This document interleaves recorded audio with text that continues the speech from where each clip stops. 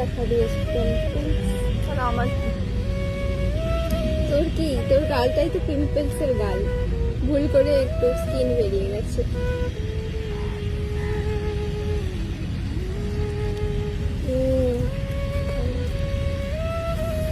পুরো লাল একদম। নাটক বন্ধ কর। তোর তো নাটকীয় গাল, তুই তো পিম্পলস এ ভরা। আমার কত সুন্দর ক্লিন। ক্লিন নয়, ময়লা। তোর ময়লা বেশি। তো আমরা এখন ইডেন গার্ডেন থেকে বেরিয়ে গেছি আর এখন বাড়ির পথে হাঁটা দিচ্ছি। বাড়িতে পাসপোর্ট ফটো তুলতে যাব, তারপর আমরা বাড়ি যাব। বাড়িতে মা রান্না করে রেখেছে, খেতে যাব।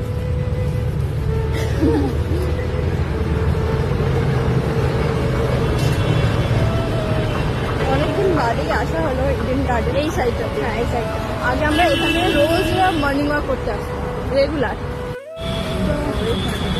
অনেকদিন পর কিন্তু আসা।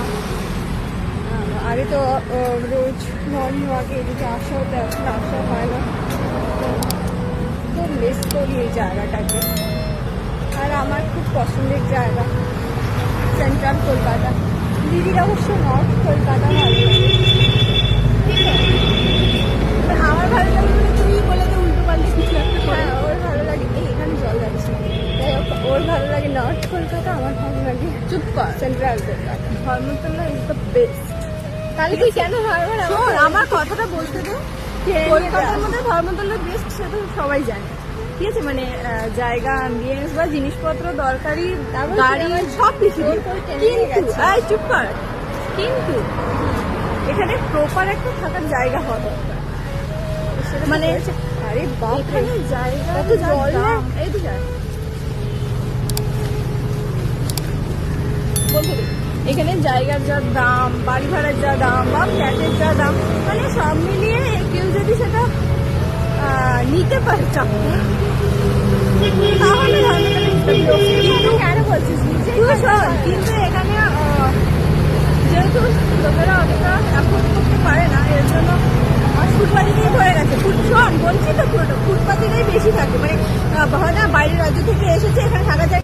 এবার কিন্তু ব্যাপারটা হচ্ছে যে ধর্মতলাতে এত মানে ফুটপাতে লোকেরা বেশি থাকে, নোংরা অপরিষ্কার, সেখানেই মানে বাথরুম করে, সেখানেই খায়।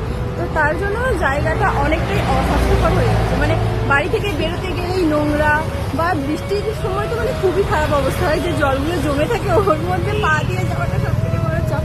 তো মানে জায়গাটা সুন্দর হলো, এখানে যারা এখন বেশি বসবাস করে, যেহেতু জায়গাটা অফিস পাড়া, তো সেক্ষেত্রে বাড়ি কম, তো ওই ফুটপাতের লোকেরাই বেশি থাকে। আর এত নোংরা পরিষ্কার করে রাখে, এরা কেন আসে দেশ থেকে জানি না। তাদের জন্য একটা ছেলে আসে, তার সাথে তার বউ, মা, বাচ্চা, কাচ্চা সবাইকে নিয়ে এসে ফুটপাতে রেখে দেয়।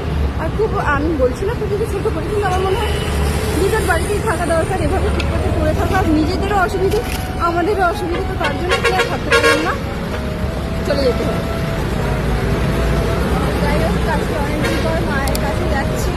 এবার চাইলে স্ট্রাগল করে থাকাই যায়, কিন্তু ওখানেও তো থাকতে হবে কাউকে না কাউকে।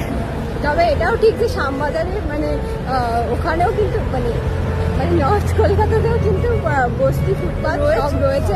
সেখানেও রাস্তার নোংরা, মানে পা দিতে গেলে মনে হয় ভাই কি এটা। কিন্তু তুলনামূলক দেখতে গেলে ধর্মতলার যে অবস্থা, এটা বেশিরভাগ সবাই জানে। কেন কি, যারাই কলকাতায় আসে তারাই ধর্মতলাতেই ভোগে, তো সবারই চোখে নিশ্চয়ই পড়ে, সবাই জানে।